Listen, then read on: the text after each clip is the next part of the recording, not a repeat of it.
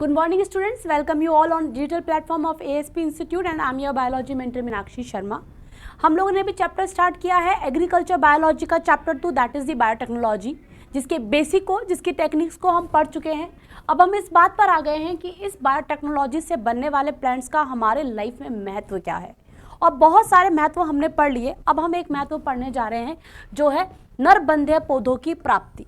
ठीक है, to get male sterile plant. आप चाहते हैं कि आपके किसी प्लांट के अंदर सिर्फ और सिर्फ फीमेल ही क्या आए, गुण आए, तो आप उनके अंदर क्या कर सकते हैं, मेल को स्टेराइल कर सकते हैं। यानी ऐसे मेल यानी कि ऐसे पुंकेसर बनेंगे जिनके अंदर जो परागकण होंगे वो क्या नहीं होंगे, निषेचन योग्य नहीं होंगे, या फिर वो क्या नहीं करेंगे, जनन योग्य नहीं होंगे। हालांकि ऐसे पादप बनाने के बाद में अगर आपको फिर से नर उर्वर पादप चाहिए तो उसके लिए भी हमने बायोटेक्नोलॉजी के ऊपर क्या किया है, काम किया है। तो देखिए, एक जीवाणु है जिसका नाम है बैसिलस अमाइलोलिक्विफेशियंस। ठीक है, मुझे हिंदी में थोड़ा सा इस चीज़ में क्या होती है, प्रॉब्लम होती है, तो मैं इसको हिंदी पर मैंने इसको थोड़ा सा क्या कर दिया, आपके सामने लिख दिया है। तो बेसिकली बैसिलो अमाइलोफेशियंस नामक एक जीवाणु होता है जिससे हमें एक जीन मिलती है, बॉर्नेज जीन। इस बॉर्नेज जीन को जब हमने तंबाकू व तोरियों के पादप में निवेशित किया तो उन्होंने क्या किया, वहाँ पर जाकर वो जीन जो कि क्या करती होगी, पादप के अंदर परागकणों को बनवाती होगी, उसे क्या कर दिया, सप्रेस कर दिया, उसे दबा दिया, और उसकी वजह से क्या हुए, नरबंध्य पादप क्या हुए, विकसित हुए।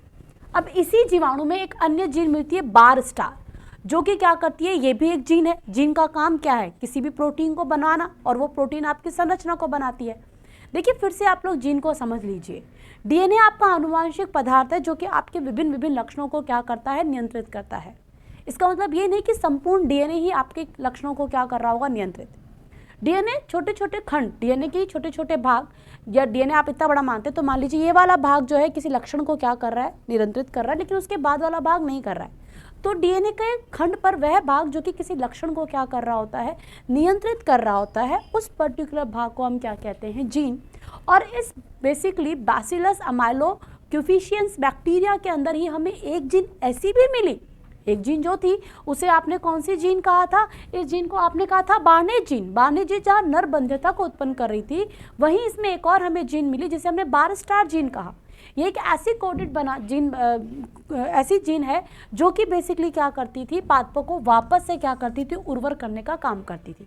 तो आपने संकर बीज बना लिए, ठीक है, उत्पादन के लिए बार्नेज नरबंधन पौधों का संकरण बार स्टार से क्या करते हैं, करवा सकते हैं, तो आपके पौधे वापस से क्या हो जाएंगे। देखिए, अब आपने क्या कर लिया, नर पादप बंध्य पादप बना लिया। अब इस नर बंध्य पादप को आप क्या चाहते हैं कि उर्वरक हो आगे वाली जनरेशन के अंदर। अभी आपने सिर्फ फीमेल पार्ट को काम में लिया था, लेकिन अब आप चाहते हैं कि इस तरीके से जो बीज बने हैं उनके अंदर जो पादप बने उनके अंदर नर बंध्यता नहीं हो, उनके अंदर नर कैसे होने चाहिए, उर्वर होने चाहिए। तो आप क्या करेंगे, इन बार्नेज वालों को आप क्या करेंगे, बार स्टार वाली के साथ में क्या कराएंगे, रिएक्शन करवाएंगे, इनको एक साथ उत्पादित करवाएंगे। याद कीजिए, जीनों को आप एक साथ बनवाएंगे तो आपस में संकरित हो जाएगी, और जो संकर पौधे बनेंगे उनमें बार्नेज आर्नेज को जो है वो बार स्टार प्रोटीन जो है वो निरोधित करेगी। यानी ये बार स्टार जो प्रोटीन है उस बार्नेज के ऊपर अपना प्रभाव डालेगी, और ऐसे पादपों में से नरबंध्यता खत्म हो जाएगी, और वो कैसे हो जाएंगे, नर उर्वर हो जाएंगे। तो पहले आपने नरबंध्य पादप क्यों बनाए, इसलिए बनाए क्योंकि आप पादप में सिर्फ उसके मादा वाले ही लक्षण चाहते थे, इसलिए। लेकिन आप उससे जो बीज बने उन पादपों को, इन बीजों से बनने वाले पादप जब नए बने तो आप चाहते हैं कि उनके अंदर नरबंध्यता नहीं हो, वो नर उर्वर हो, तो आप इन्हें क्या कर सकते हैं, आप इन्हें बार स्टार जीन के साथ के अंदर क्या कर सकते हैं, संकरित करवा सकते हैं।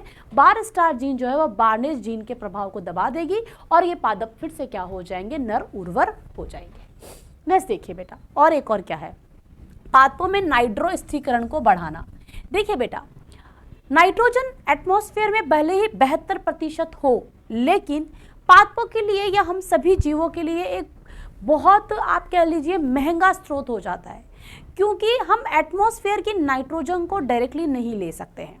तो इस नाइट्रोजन को हम उपयोग कर सके इसे उस रूप में आना होता है। पादप जो होते हैं, बहुत अच्छे से सुने, पहले बेसिक को समझ लें ताकि आपको चीज़ें क्या हो, बहुत अच्छे से समझ आए। जो पादप होते हैं, पादप नाइट्रोजन को, किसको, नाइट्रोजन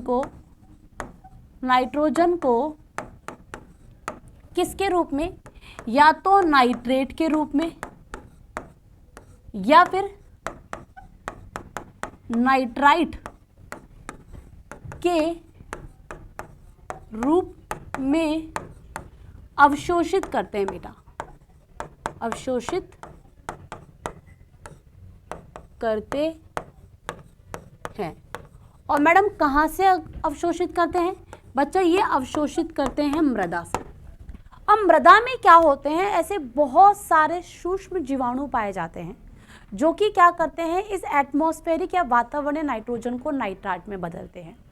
तो इस प्रक्रिया को, जिसमें नाइट्रोजन को उसके उपयोगी रूप में यानी कि नाइट्रेट या नाइट्राइट के रूप में लाया जा रहा है, इस प्रक्रिया को ही हम लोग क्या कह देते हैं, नाइट्रोजन स्थिरीकरण, जिसे अंग्रेजी में नाइट्रोजन फिक्सेशन बोला जाता है, स्थिरीकरण बोल देते हैं, जो कि किसके द्वारा किया जाता है बच्चा? मेनली मृदा में उपस्थित सूक्ष्म जीवों द्वारा किया जाता है। ऐसा ही एक और जीवाणु है जिसका नाम है राइजोबियम। ऐसे बहुत से जीवाणु हैं। देखिए, आप एटमॉस्फेयर के नाइट्रोजन को बहुत तरीके से होते हैं। जैसे कि एक भौतिक तरीका होता है जिसमें बिजली की चमकने वजह से आसमान में नाइट्रोजन टूटती है, फिर जल के साथ में मृदा में आ जाती है।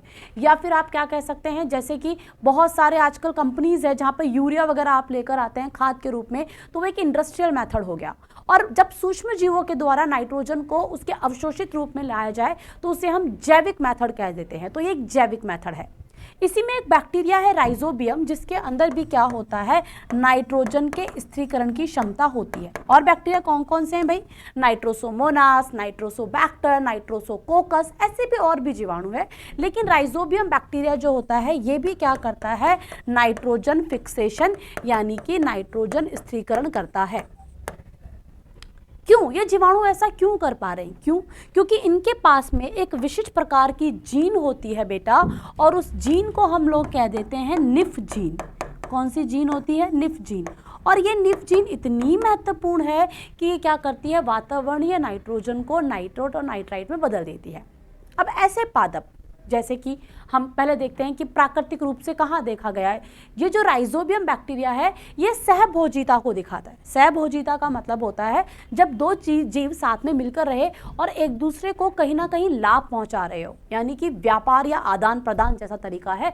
जैसे कि फॉर एग्जाम्पल हमारा और आपका रिलेशनशिप है। आप हमसे कोर्स लेते हैं, हम आपको पढ़ा रहे हैं, आपको ज्ञान मिल रहा है, उसके बदले आप हमें पेमेंट कर रहे हैं, है नहीं? तो उससे ये सब एक सामंजस्य बैठा हुआ है या नहीं है?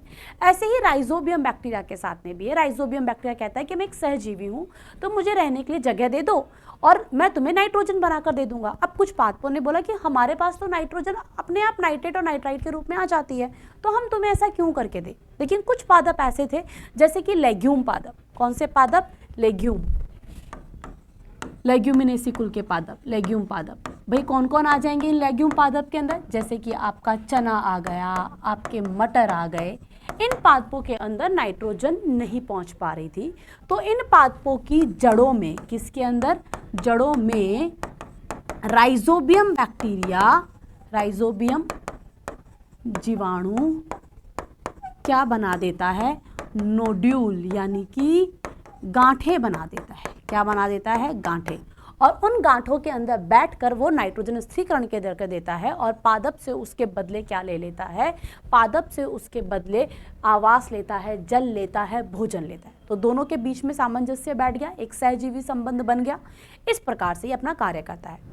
हमने इसकी इसी जीन को लिया कि भाई जिन पादपों के साथ में ये सहजीवी संबंध नहीं बना पा रहा और वो नाइट्रोजन फिक्सेशन या स्थिरीकरण भी नहीं कर पा रहे हैं या उन्हें नाइट्रोजन नहीं मिल पा रही है, क्यों ना हमने इसमें जीन डाल दे तो वो भी क्या कर लेंगे? नाइट्रोजन स्थिरीकरण कर लेंगे। और यही तरीका हमने यहाँ पर अपनाया, तो पौधों में नाइट्रोजन स्थिरीकरण को बढ़ाना। वापस से सुन लीजिए, नाइट्रोजन स्थिरीकरण क्या है?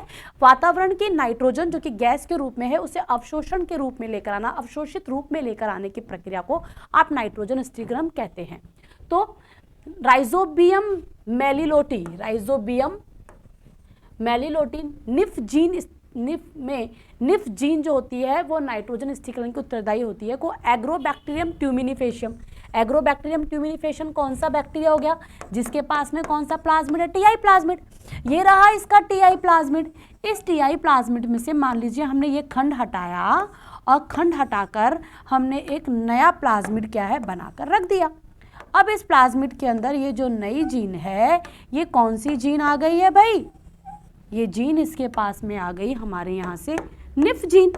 ये निफ जीन हम इसमें क्या कर दी, डाल दी, है ना। यही तो करते थे बायोटेक्नोलॉजी के अंदर कि सबसे पहले प्रतिबंधित एंजाइम की सहायता से हम इस प्लाज्मिड के किसी खंड को हटा देंगे।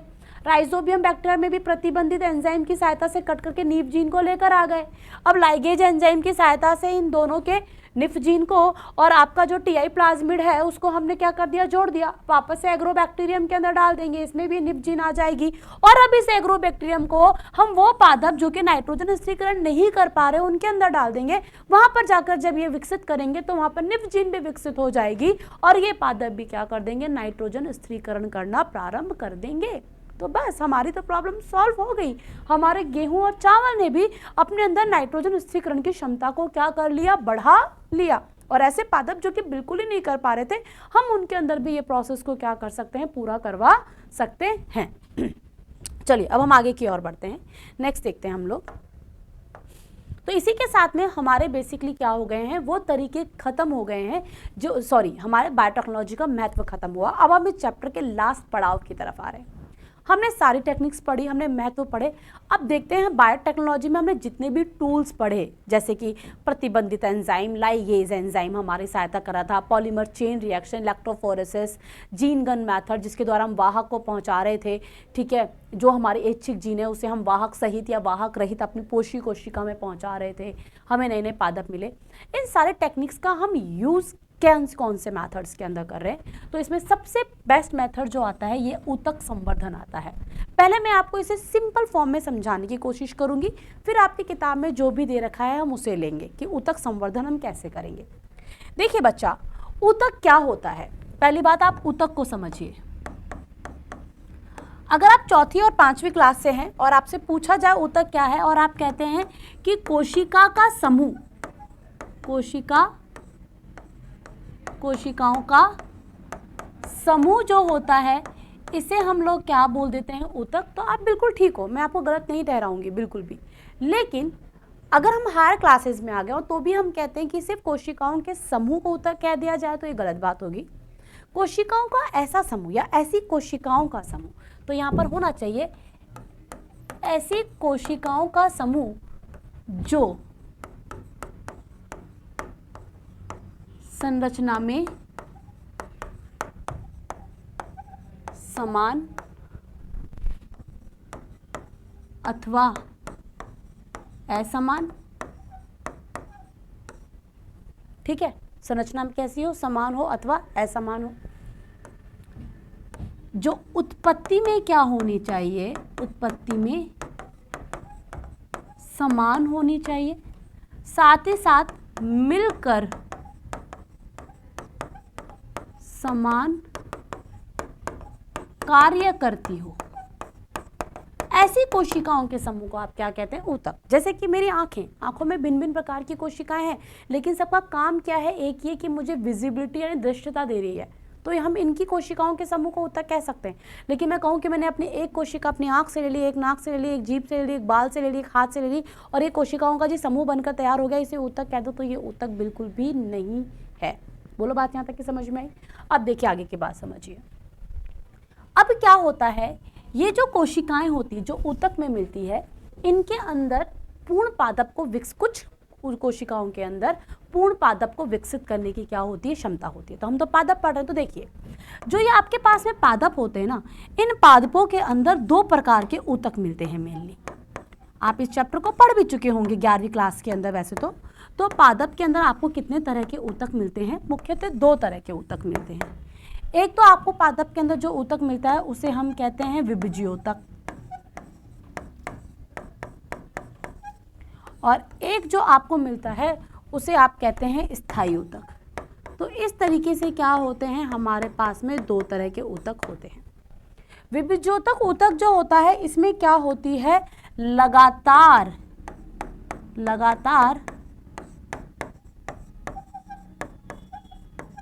विभाजन की क्षमता होती है। बोलो बात समझ में आ रही है। जबकि इनके अंदर लगातार विभाजन नहीं पाया जाता, लगातार विभाजन नहीं। तो जिनमें लगातार विभाजन की क्षमता है, यानी कि इन कोशिकाओं में नई कोशिकाएं बनाने की क्षमता है, और अगर नई कोशिकाएं बना रही तो हमें इसी का इस्तेमाल किया। ऊतक संवर्धन के अंदर हम विभिज्योतकी ऊतकी कोशिकाओं को मेनली इस्तेमाल करते हैं। विभिज्योती कोशिकाएं वहां पाई जाती हैं जहां पर वृद्धि के आसार होते हैं, जैसे कि भ्रूण के अंदर हो गई, क्योंकि भ्रूण में जो कोशिकाएं होती है वो विभिज्योत की होती है, लगातार विभाजन करके पूरे पादप को बना देती है। जब आप उगाते हैं, आप बीज को बोते हैं, बीज में भ्रूण होता है, फिर उसके बाद में आप उसमें खाद पानी डालते हैं और वहां से क्या होता है, प्रांकुर और मूलांकुर निकल कर आता है, पादप आपका अंकुरित हो जाता है। यानी कि भ्रूण के अंदर मिलने वाली कोशिकाओं में इतनी क्षमता थी कि उन्होंने विभाजन करके ऐसा किया। साथ ही साथ के अंदर पादप के वृद्धि क्षेत्र, जैसे कि आपके पादप के तने का शीर्ष भाग हो गया, आपके पादप का जड़ का शीर्ष भाग हो गया, आपके यहाँ पर जो जहाँ से नई नई शाखाएं निकल रही है वो वाला भाग हो गया। तो इन जगहों पर भी बेसिकली विभिज्योतिकी ऊतक कोशिकाएं मिलती है। इसी तो पादप की लंबाई और चौड़ाई जो होती है वो बढ़ती है। तो हमें इन विभिज्योतिकी कोशिकाओं को ही लेना होता है और ऊतक संवर्धन करना होता है। किस प्रकार से करेंगे, कैसे होता है, किन किन बातों का ध्यान रखना ऊतक संवर्धन के टाइम पर, वो हम बात करेंगे। लेकिन अगर हम एक बार के लिए इसका ओवरव्यू देखें तो हम करते क्या हैं। हम ओवरव्यू में अगर देखें तो देखिए, हम पहले क्या करते हैं, कुछ विभिज्योतिकी कोशिकाओं का समूह लेते हैं। इन कोशिकाओं में पुनरुद्भवन की क्षमता बहुत ज़्यादा है, तो ये हमारे पास में क्या हो गई, विभिज्योतक कोशिकाएं। अब इन विभिज्योतक कोशिकाओं को हम क्या करते हैं, एक माध्यम, ये हमने क्या ले लिया है, पोष माध्यम ले लिया, पोषक माध्यम ले लिया है। इस पोषक माध्यम पर हम क्या करते हैं, इन्हें लाते थे।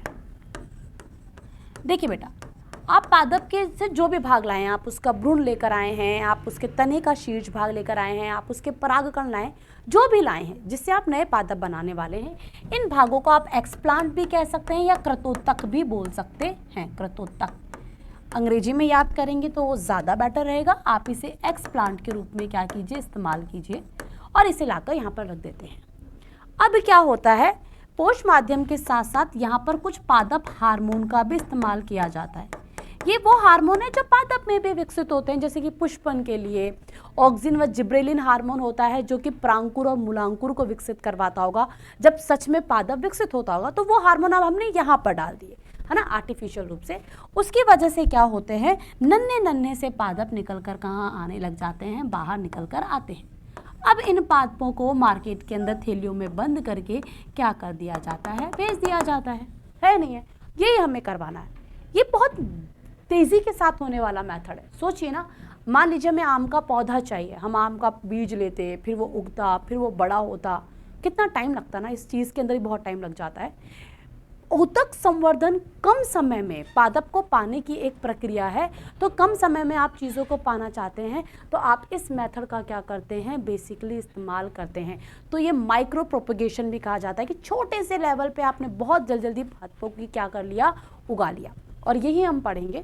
हालांकि ऊतक संवर्धन के हम अलग अलग तरीके पढ़ेंगे। कहीं पर हम पराग कणों को संवर्धित करेंगे, कहीं पर हम किसको संवर्धित करेंगे, भ्रूण को संवर्धित करेंगे, कहीं हम बीज को संवर्धित करेंगे, कहीं पर हम कुछ विशिष्ट कोशिकाएं जो कि विभिज्योतिकी कोशिकाएं होंगी उनको संवर्धित करेंगे।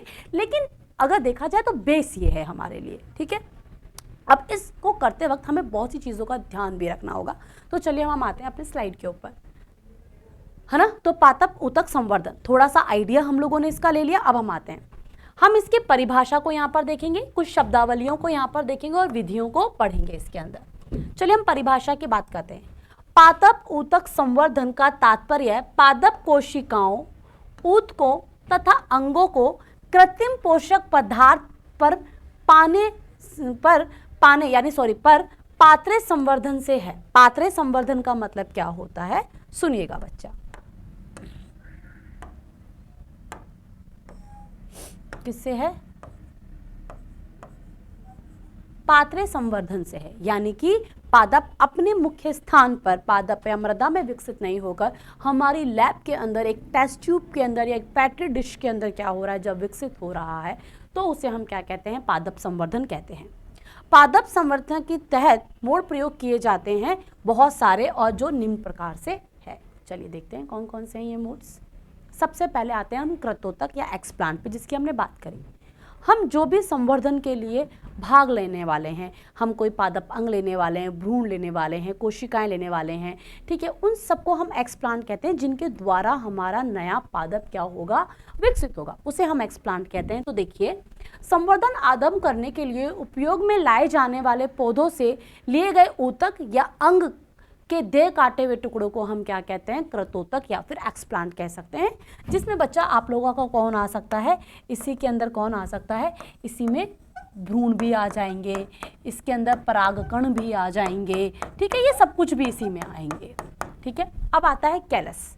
देखिए बेटा, कैलस क्या है, जब आप इन कोशिकाओं को यहाँ पर लाते हैं तो बड़ा अविभेदित सा कोशिकाओं का पहले एक झुंड बनता है, इनसे पादप निकले उससे पहले ये कोशिकाएं जो है ये लगातार विभाजन करके बड़ा अध्रुवीय सा, मतलब आपको पता नहीं है कहाँ पर छोर है, कहीं पर और है, आपको कुछ नहीं पता, एक बड़ा सा झुंड सा बनकर तैयार हो जाता है, उसे हम कैलस कहते हैं। जब कैलस बनेगा तो फिर हम अपने पोष माध्यम में ऑक्सीन, जिब्रेलिन ऐसे पादप हार्मोनों को डालेंगे, जो कि इस कैलस के अंदर प्रांकुर व मूलांकुर के निर्माण को प्रारंभ करवाएगा।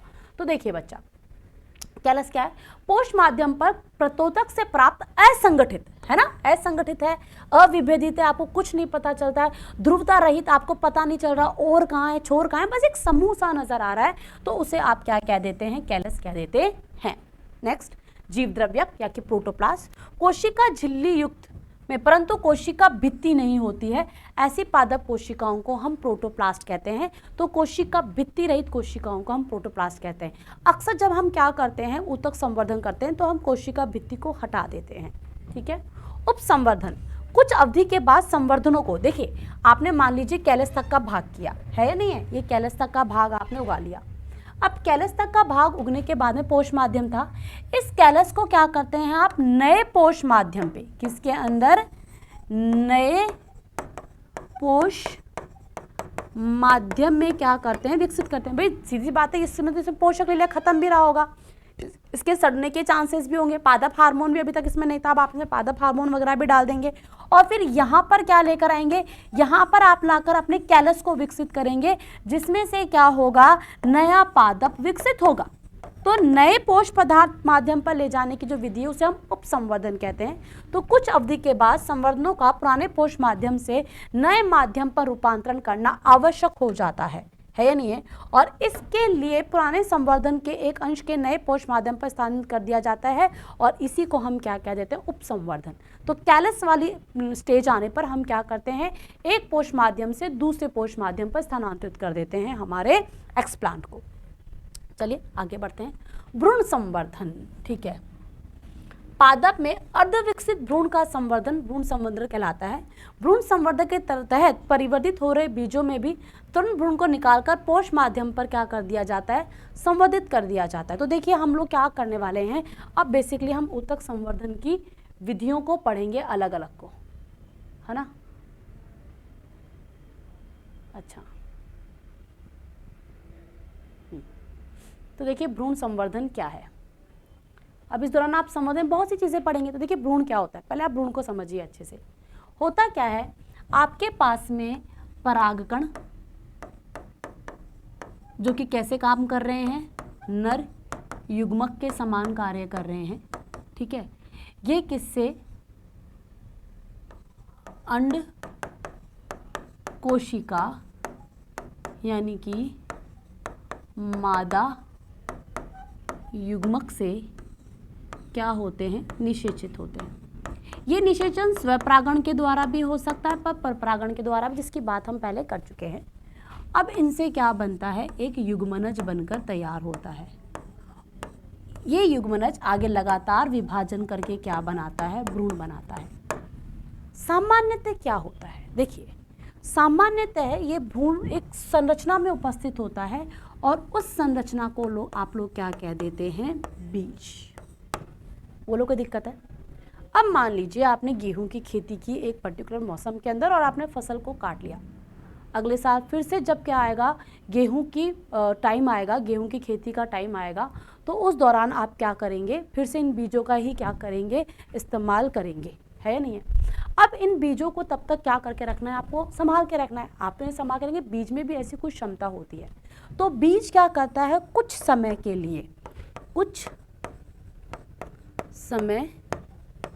के लिए, यानी कि प्रतिकूल परिस्थितियां वापस से जब आएगी तो कुछ समय के लिए अपनी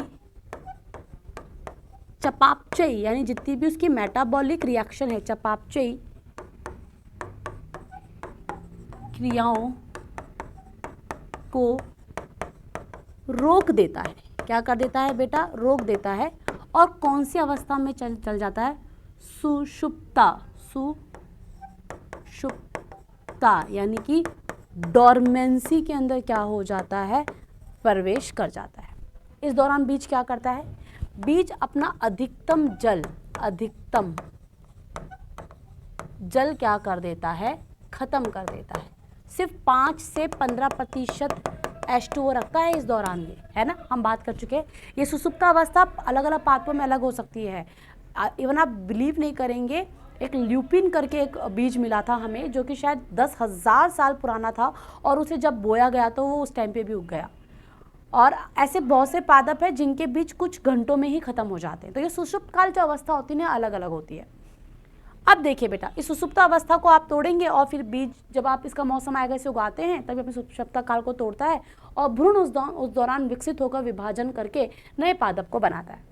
आप भ्रूण मेथड में क्या करने वाले हैं? आप नहीं चाहते कि इतना टाइम पीरियड खराब हो, आप तो सीधा भ्रूण को निकालेंगे, कल्चर मीडियम के ऊपर डालेंगे, पोषक माध्यम पे, और नए पादप बना लेंगे। आपको वो जितने टाइम के अंदर, मान लीजिए इसकी सुषुप्त काल 15-20 दिन की, तो आपको 15-20 दिन का वेट ही नहीं करना पड़ा। गेहूं के मान लीजिए 6 महीने, तो 6 महीने का आपको वेट ही नहीं करना पड़ा, है नहीं है? आपने उसको क्या कर दिया? पोषक माध्यम पर ही उगा दिया और बहुत जल्दी आपका रिजल्ट निकल कर आ जाता है कुछ ही दिनों के अंदर। ऐसे तो आप बीज को बोते फिर वो अंकुरित होता है, समय लगता है। इसमें तो उससे भी कम क्या लगता है? समय लगता है। तो देखिए, पादप में अर्धविकसित भ्रूण का संवर्धन भ्रूण संवर्धन कहलाता है। बिल्कुल सही बात है। भ्रूण संवर्धन के तहत परिवर्धित हो रहे बीजों से भी तरुण भ्रूण को निकालकर पोष माध्यम पर संवर्धित कर पौधों की प्राप्ति करना भ्रूण संवर्धन कहता है। तो बीज में से तरुण भ्रूणों का निलंबक। अब देखिए क्या होता है, सुनिएगा एक आप बात, इसे बहुत अच्छे से सुनिएगा आप। जो भी आपका भ्रूण होता है ना, भ्रूण का विकसित अगर आप होना देखेंगे तो मैं ज़्यादा नहीं बताऊंगी आपको।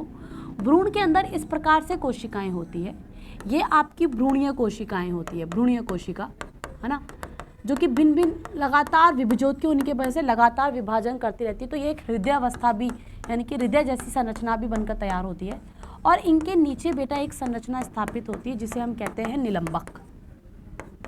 भ्रूण के अंदर ही, आप इसे अंग्रेजी में सस्पेंसर भी कह सकते हो। पहली बात तो ये जिब्रेलिन हार्मोन का स्त्रवण भी करता है, जिससे जब बीज अंकुरित होता है तो जड़ बनेगी। साथ ही साथ के अंदर बेटा निलंबक का कार्य क्या है? जब आपका भ्रूण विकसित हो रहा है तो बीज के अंदर सिर्फ भ्रूण नहीं होता है। अच्छे से सुनेंगे इस बात को, बीज में सिर्फ और सिर्फ भ्रूण नहीं होता है। कहाँ गई वो स्लाइड? हाँ, बीज में सिर्फ भ्रूण ही नहीं होता है, बीज के अंदर आपके यहाँ पर भ्रूण के साथ साथ क्या उपस्थित होता है? भ्रूण पोष भी उपस्थित होता है, जो कि इस विकसित होते हुए बीज को क्या देने का काम कर रहा होता है? पोषण देने का काम कर रहा होता है। बोलो, बात समझ में आ रही है? तो देखिए बेटा यहीं पर ही है, ये जो सस्पेंसर होता है ये क्या करता है? भ्रूण पोष से, किससे बेटा? भ्रूण पोष से क्या लेकर? पोषण लेकर विकसित होते हुए भ्रूणीय कोशिकाओं को दे रहा होता है। इसी वजह से आपका भ्रूण पूर्ण रूप से विकसित हो पाता है। तो सस्पेंसर के भी बहुत सारे कार्य है और ये भ्रूण का ही भाग है। तो आप टेंशन ना ले कि भाई सस्पेंसर क्या हो गया, तो भ्रूण का ही एक भाग है जो कि द्विबीजपत्री पादपों के अंदर 6 से 10 कोशिकीय लंबा होता है और एक बीजपत्री पादपों में एक ही होता है। ये कुछ पादप हार्मोनों का भी स्त्रवण करता है। साथ ही साथ जब भ्रूण विकसित हो रहा होता है तो भ्रूणपोष से उसे भोजन लेकर देने का भी कार्य करता है। तो ठीक है, तो तरुण भ्रूण निलंबकों में क्षतिग्रस्त नहीं होना चाहिए, क्योंकि अगर ये क्षतिग्रस्त हो गया तो जो हार्मोन जिब्रेलिन हार्मोन है उसका क्या नहीं हो पाएगा? स्त्रवण नहीं हो पाएगा और उसकी वजह से रूट्स नहीं बन पाएगी। तो आपको भ्रूण संवर्धन के दौरान ये ध्यान रखना है कि इसका जब आप बीच में से भ्रूण को निकालें तो उसका सस्पेंसर भी बिल्कुल अच्छे से आए। सर्वप्रथम हैनिंग व रेफेसनेस ने काकलेरिया जो क्रूसीफेरी पर एक पादपता के कार्य करके भ्रूण का पार्थे संवर्धन यानी कि इन विट्रो यानी कि टेस्ट ट्यूब के अंदर या लैब के अंदर क्या करवाया? इसका कल्चर करवाया। ऐसे ही आप और मेथड पढ़ेंगे, पराग संवर्धन। देखिए इसके अंदर बेसिकली मैं आपको आगे बताऊंगी, पराग संवर्धन जब आप करते हैं तो आपको अगुणित और द्विगुणित दोनों प्रकार के पादप मिलते हैं। तो किसी भी पादप के परागकणों को पोष पदार्थ पर क्या करना, संवर्धित करना, जिससे आपको यहाँ पे सिर्फ अगुणित पादप लिखे हुए हैं, लेकिन द्विगुणित पादपों का भी क्या होता है, निर्माण होता है। लेकिन एक बहुत अच्छा मेथड है, अगर आपको किसी पादप के अगुणित पादप चाहिए तो आप उसके अंदर परागकण वाला मेथड करवा सकते हैं। तो परागकण लेकर आएंगे, वही पोषक माध्यम पे इनको चूरा करके डाल देंगे, और क्या क्या होगा वो हम देखेंगे आगे। एक आता है विभिजोतक संवर्धन। बिल्कुल मैंने ये कहा था, पादप के वो भाग जहाँ पर विभिजोत की कोशिकाएं होती है, ठीक है, जिन पर लगातार विभाजन की क्षमता होती है, उनमें नई कोशिकाएं बनाने की क्षमता होती है। तो उन भागों से, और वो कहाँ पर होंगे, या तो मैंने अभी आप लोगों को बताया ही था, ये कहाँ पर होंगे, मान लीजिए पादप के परों के शीर्ष पर, मूल के शीर्ष पर, या जहाँ से ऐसे क्या निकल रही होती है, नई नई शाखाएं, इसे आप कक्षस्थ क्षेत्र भी कह सकते हैं, कक्षस्थ, जिसे हम अंतर्वेशी विभिजोतक ऊतक भी कहते थे, याद कीजिए, विभिजोतक ऊतक। और ये आपके पास में क्या है, परों के शीर्ष पर मिलने वाला परों शीर्ष विभिजोतक, और ये आपके मूल के शीर्ष पर मिलने वाला मूल शीर्ष विभिजोतक। यहाँ से आप कोशिकाओं को लेकर उनका विभाजन करके क्या बनाते हैं, यहाँ से आप कोशिकाएं जब लेते हैं तो उन्हें हम किस में पढ़ लेते हैं बेटा, उससे हम विभिजोतक संवर्धन पढ़ते हैं। तो शीर्षक या कर्षक विभिजोतक, विशेषकर परो विभिजोतक के संवर्धन को मेरिस्टेम संवर्धन कहते हैं, चूंकि सामान्यतः परो विभिजोतक का संवर्धन किया जाता है, अतः इसे बेसिकली शूट टिप कल्चर कहा जाता है। अक्सर हम क्या करते हैं, विभिजोत की कोशिकाएं पादप के शीर्ष से लेना पसंद करते हैं। विभिजोतक कोशिकाएं ही क्यों, मैंने बता दिया, दो रीजन। एक तो इन कोशिकाओं में लगातार विभाजन करके नई कोशिकाएं बनाने की क्षमता है। दूसरी बात सुनिए बेटा, ये कोशिकाएं रोग मुक्त होती है। विषाणु जो है ना, वो इन कोशिकाओं पर अपना प्रभाव नहीं डालते। तो मान लीजिए कोई पादप पूरा विषाणु से क्षतिग्रस्त हो चुका है, संक्रमित हो चुका है, तो आप और वो पादप आप चाहते हैं कि आपके यहाँ पर रहे, खत्म ना हो जाए कहीं इस वायरस की वजह से, तो उसके शीर्षक भाग से आप विभिजोत की कोशिकाएं निकाल लीजिए। क्यों, याद कीजिए, मैंने आपको बताया था वायरस क्या करता है, अपने लाइफ साइकिल को कैसे चलाता है, जीवन चक्र को, जाकर अपनी पोषक होता है उसकी कोशिका के डीएनए को खत्म कर देता है, वहां अपना डीएनए डाल देता है। ऐसा ही करता था, याद करो, या फिर उसके डीएनए से अपना डीएनए चिपका देता है। अब विभिजोत की क्षेत्र में मिलने वाली कोशिकाएं तो खुद ही लगातार विभाजन कर रही है, तो वायरस को इतना समय ही नहीं देती कि वायरस उन्हें संक्रमित करे और उनके आनुवांशिक पदार्थ डीएनए के साथ में अपना आनुवांशिक पदार्थ जोड़े, या फिर उनके स्थान पर अपना आनुवांशिक पदार्थ रखे। तो पादप के अंदर अक्सर क्या होता है, जो विषाणु होते हैं वो विभिजोत के क्षेत्रों पर अपना संक्रमण नहीं कर पाते हैं, तो ये कोशिकाएं अक्सर क्या होती है, संक्रमण रहित होती है। टोटिपोटेंसी क्या है, एक और हमारे पास में नया वर्ड निकल कर आया। जब किसी पादप की अंग में या किसी कोशिका में संपूर्ण पादप बनाने की जब क्षमता हो, ठीक है, संवर्धन माध्यम पर, तो उसे हम टोटिपोटेंसी कहते हैं। हमारे अंदर ये क्षमता अक्सर नहीं मिलती है, हमारे लिवर यानी यकृत में क्षमता देखी जाती है कि उसकी कोशिकाएं कुछ हद तक एक नया यकृत बना सकती है, लेकिन पादपों के अंदर ये क्षमता बहुत अच्छे से देखी जाती है कि उनके पादप अंग या उनकी कुछ कोशिकाएं पूरे नए पादप को बनाती है। इसीलिए हम कलम मेथड का या और ऐसे मेथड जिनमें पादपों में बीज नहीं बनते, उनके भागों से ही नए पादप बना देते हैं, तो उस प्रक्रिया को आप क्या कहते हैं, पूर्ण सशक्ता या टोटिपोटेंसी कहते हैं। तो किसी पादप कोशिका के संवर्धन से संपूर्ण नए पादप को बनाने की क्षमता को हम पूर्ण सशक्ता कहते हैं। चलिए आगे आते हैं। और पोषक पदार्थ, जिस पदार्थ पर पादप अंगों को, ऊतकों को संवर्धित किया जाता है, उसे हम पोषक पदार्थ या संवर्धन माध्यम कहते हैं। पोषक पदार्थ को एसेप्टिक यानी कि जर्महीन रखना जरूरी है। तो जब कभी भी आप पोषक पदार्थ बनाएं तो कुछ बातों का ध्यान रखें। पहली बात, वहाँ पर किसी भी प्रकार के सूक्ष्म जीवाणु, कवक, इन सबको नहीं बनना है। तो अब जब आप पोषक पदार्थ बनाते हैं तो जिस डिश में बना रहे हैं उस डिश को अच्छे से साफ करें अल्कोहल वगैरह से, फिर उसे यूवी रेस के अंदर रखकर जाएं एक दिन के लिए। एक मशीन होती है लैब के अंदर, उसमें रखा जाता है ताकि उसे हम क्या कर सकें, जो भी जर्म है उनसे फ्री कर सकें बनाने के लिए। उसे 15 पौंड प्रति वर्ग इंच दाब पर 121 डिग्री सेल्सियस ताप पर ऑटोक्लेव करते हैं। तो ऑटोक्लेव वही है बेटा, एक मशीन होती है जिसके अंदर क्या होता है, बेसिकली यूवी रेज होती है जिनसे साफ किया जाता है। ऑटोक्लेव करने से पहले जो भी मीडियम है, जिस मीडियम में आप बनाने वाले, जिस बर्तनों में आप बनाने वाले हो, उन फ्लास्कों को या उन नलियों को क्या कर दिया जाता है, अच्छे से रोगमुक्त किया जाता है। सतह रोगमुक्त। अब आप जो भी एक्सप्लांट लेकर आ रहे हैं उसको भी आपको जर्महीन करना जरूरी है। आपने अपनी पैटी डिश को या पोष पदार्थ को तो जर्महीन कर लिया क्योंकि आपके हाथ में था। अब आप जो कर्तोतक लेकर आ रहे हैं उसे भी तो जर्महीन करना जरूरी है। तो इन्हें क्या किया जाता है, इन्हें भी आप अल्कोहल वगैरह से क्या कर सकते हैं, इजीली वॉश कर सकते हैं। तो इन्हें भी जर्महीन होना जरूरी है, नहीं तो आपका सारा का सारा एक्सपेरिमेंट सड़ जाएगा। इन विट्रे टेक्निक, पात्रे टेक्निक का अर्थ है जब पादप के अंगों को, ऊतकों को आप उनके मात्र स्थान पे नहीं विकसित कर आप कहाँ विकसित कर रहे हैं, उन्हें आप विकसित करवा रहे हैं बेसिकली टेस्ट ट्यूब के अंदर विकसित करवा रहे हैं, अपनी लैब में विकसित करवा रहे हैं, तो उसे हम क्या कह देते हैं, इन विट्रो टेक्निक कह देते हैं। लेकिन इस पूरे मेथड में थोड़ी बहुत समस्याएं आ सकती है, जैसे कि पादप अंगों को परखनली में विकसित करवाना, और इस टेक्निक का विकास सभी पादप कोशिकाओं में पूर्ण सशक्तता को क्या करता है, प्रारंभ करता है। तो पात्र की समस्याएं क्या है, पात्र का अर्थ है, सॉरी ये यहाँ पर इन्होंने गलत टाइप कर दिया है, हाँ, तो बेसिकली क्या होता है, चीज़ खराब हो सकती है ना। अब देखिए, आपको जब कभी भी आप एक्सप्लांट जो आपका कृंतक है, इन सभी सतहों को आपको रोग मुक्त करना जरूरी है, यानी कोई जम्स या वायरस वहाँ नहीं होनी चाहिए। तो पौधे को जिस संवर्धन के भाग को संवर्धन के लिए पोषक पदार्थ रखा जाता है उसे कृंतक कहते हैं। कृंतकों की सतह पर पहले अनेक कवकों के बीजाणु और बैक्टीरिया उपस्थित हो सकते हैं। उपयुक्त उपचार द्वारा कृंतकों की सतह को इन सूक्ष्म जीवों से मुक्त करना ही क्या कहलाता है, रोगनाशन कहलाता है। रोगाणुनाशक, पादप ऊतक कल्चरों को कंटामिनेशन से बचाना, जिन माध्यम पे आप करने वाले पेट्री डिश वगैरह, जो भी आप टेस्ट ट्यूब यूज़ करने वाले, जो भी उपकरण यूज़ करने वाले, इनको भी आपको साफ करना पड़ेगा, और इनको रोग मुक्त करने की प्रक्रिया को आप निर्जलीकरण भी कह सकते हैं, जिसे आप अल्कोहल के द्वारा करते हैं, है या नहीं है। अब देखिए, अब हम अलग अलग मेथड पढ़ने वाले हैं, और सबसे पहला मेथड हमारे पास में आता है अंग संवर्धन मेथड। अंग संवर्धन में आप क्या बोलेंगे, फिर से देखिए, मैंने बोला था आप पादप के कौन से भाग, विभिजोतकी क्षेत्र, ये देखिए यहाँ पर इस डायग्राम के अंदर ये शीर्ष विभिजोतक क्षेत्र है, और वो भी कौन सा, परो, एक मिनट,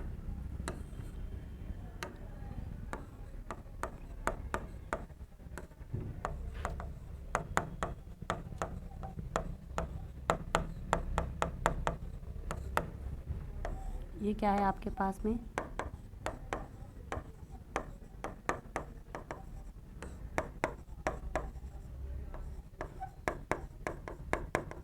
और ये क्या है आपके पास में, ये वाला अगर हम लें या ये लें,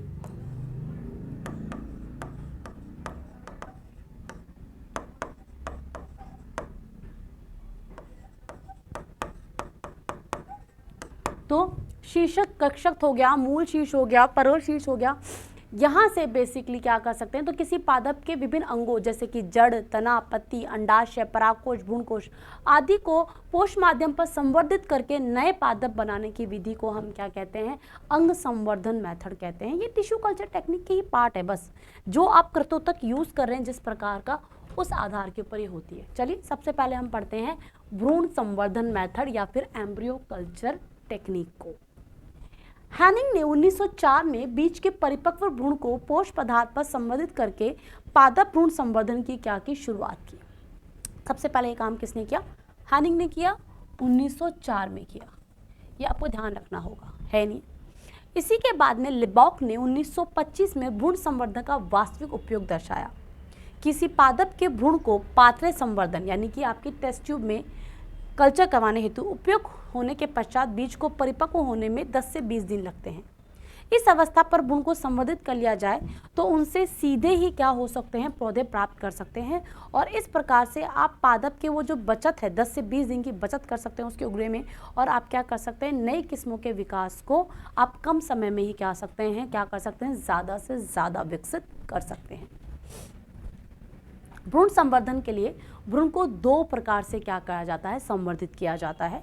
बीज से भ्रूण प्राप्त करना, एक तो मान लो आपने बीज लिया और बीज में से आपने भ्रूण निकाला है, और दूसरा जब बीज बन रहा था, जब तैयारी हो रही थी बीज के बनने की, निषेचन हो गया, अब बीजांड के अंदर बीज बन रहा है। बीजांड क्या है भाई, ये देखिए, ये आपके पास में ऐसे जायांग होता है, ये वर्तिकाग्र होता है, ये वर्तिका होती है, ये अंडाशय होता है।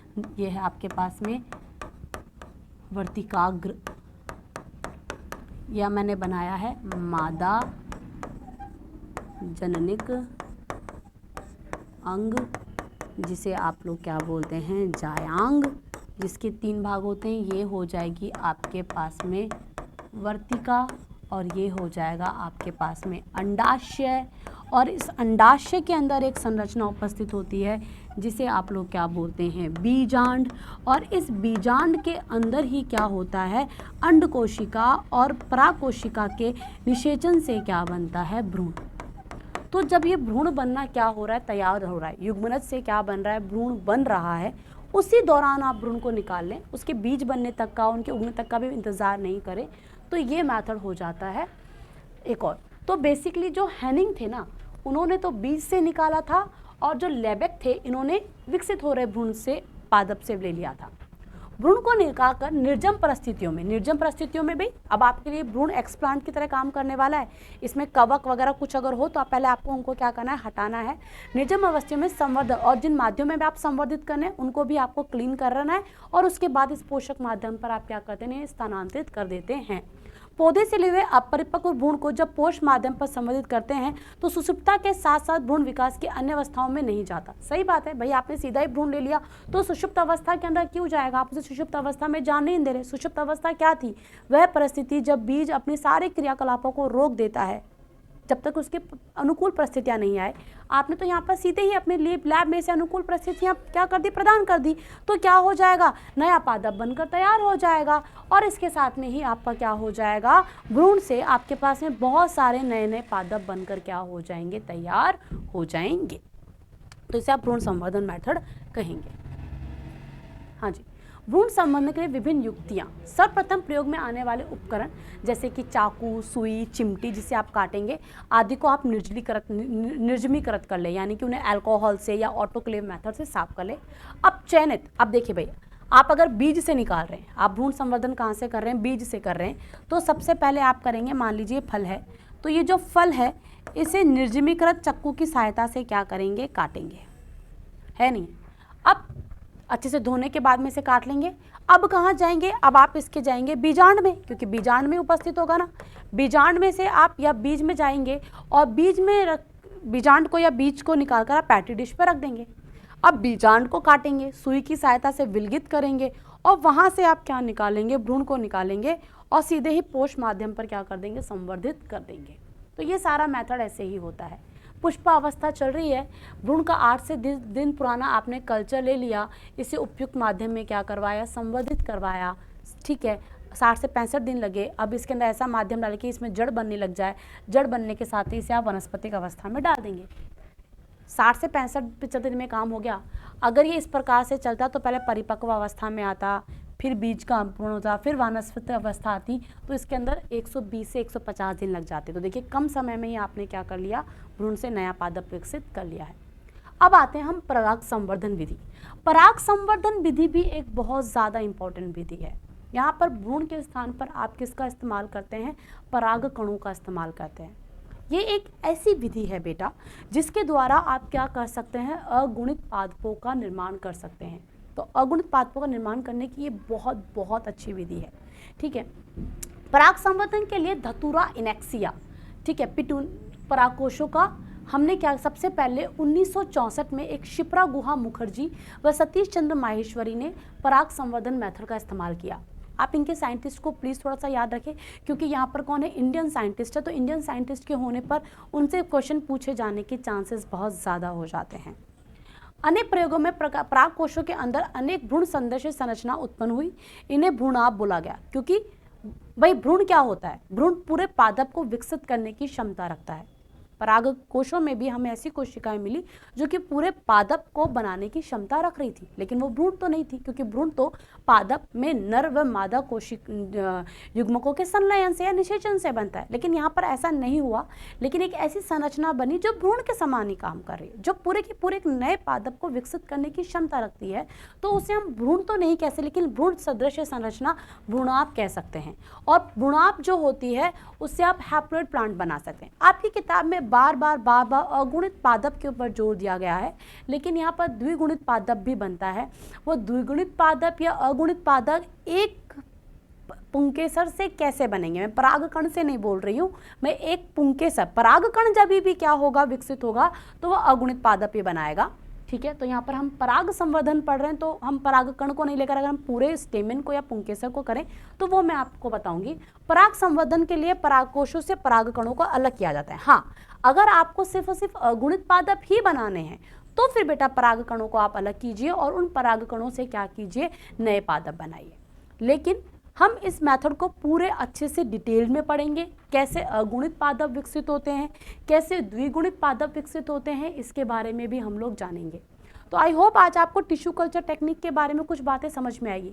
सिर्फ एक ऐसी टेक्निक जिसमें हम नॉर्मल मेथड का इस्तेमाल नहीं करना चाहते, बहुत जल्दी जल्दी नए पादपों को विकसित करना चाहते हैं कम समय में और ज़्यादा संख्या में, तो हम बेसिकली ऊतक संवर्धन मेथड यानी कि टिश्यू कल्चर टेक्निक का क्या करते हैं, इस्तेमाल करते हैं।